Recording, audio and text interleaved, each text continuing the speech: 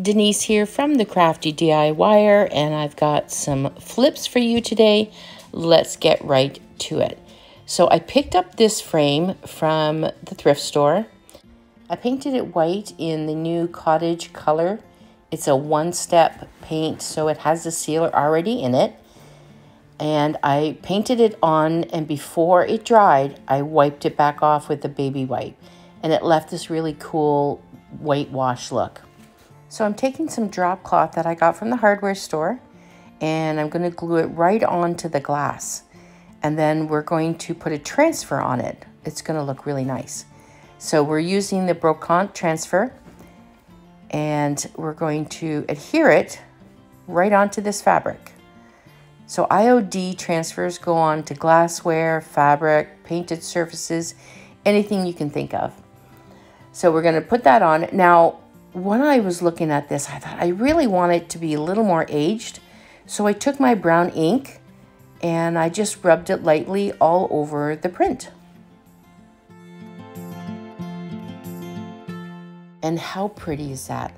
Now, all of the products that I'm using here today will be in a link below this video. So you've seen these baskets all over. You want to grab those baskets, and we're going to do a really cool flip on this. We're going to put some more canvas on it. So I'm using this stamp set. And little tips when you are stamping on fabric is you want to make sure that your stamp gets really juicy. You really want to make sure it's really full of ink. And the other thing is you want to hold it onto the fabric a little longer than you would if on anything else. You want to give the fabric a chance to soak up the ink, okay? Now, I'm just going to hot glue this on, and it'll be done. It is so sweet.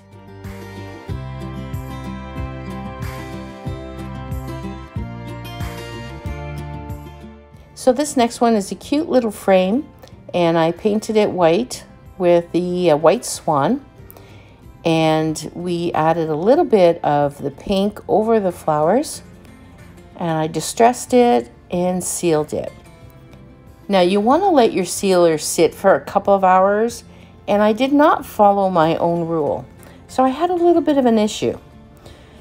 When you are applying a transfer, make sure that you let it dry for a couple of hours before applying the transfer, because if you don't, you run the risk of the transfer not adhering properly, and that's exactly what happened.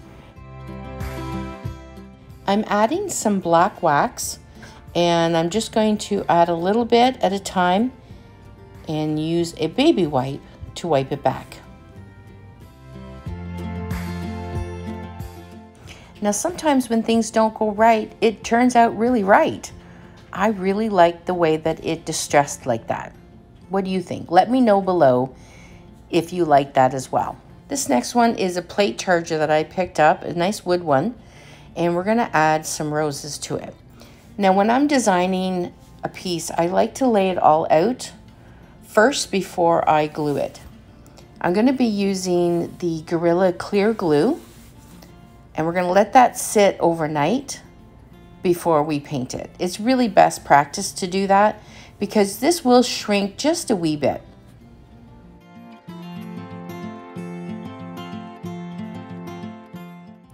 So once that dried overnight, I painted it all white.